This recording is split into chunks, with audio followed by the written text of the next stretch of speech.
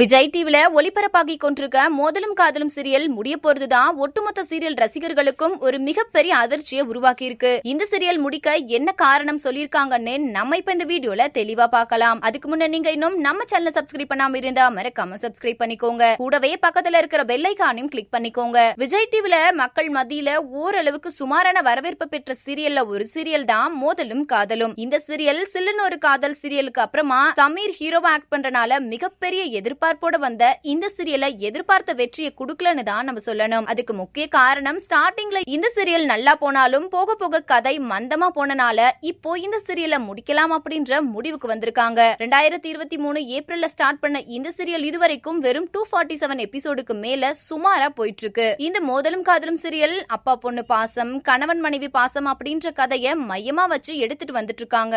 ஆனா ரசிகர்களுக்கு அதிர்ச்சி அளிக்கிற வகையில இந்த சீரியல் இப்போ இன்னும் ஒரு சில வாரத்தோட சீரியல் முடிவுக்கு வரப்போகுது. இதுக்கான காரணம் இந்த சீரியல் ஸ்டார்டிங்ல டிஆர்பில நல்ல ஹை ரேட்டிங்ஸ் இருந்தது. அதுக்கப்புறமா டைம் சேஞ்ச் பண்ணனால இப்போ டிஆர்பி ரேட்டிங்ஸ் ரொம்பவே கம்மியா ரேட்டிங்ஸ் தான் எடுத்துட்டு இருக்குன்னு சொல்லணும். அது மட்டும் இல்லாம அடுத்தடுத்து சில புது சீரியல் வரப்போறனால இப்போ இந்த மோதலும் காதலும் சீரியலை முடிக்கலாம் அப்படின்ற முடிவுக்கு வந்திருக்காங்களாம். இதனால இப்போ இந்த சீரியல் முடிவுக்கு வரப்போகுது. இந்த வீடியோவை பார்த்துட்டு இருக்கிற நீங்க மோதலும் காதலும் சீரியல்ல யாரெல்லாம் ரொம்ப மிஸ் பண்ண போறீங்க அப்படின்ற உங்களோட கருத்துக்களை கீழே உள்ள கமெண்ட் செக்ஷன்ல கமெண்ட் பண்ணுங்க.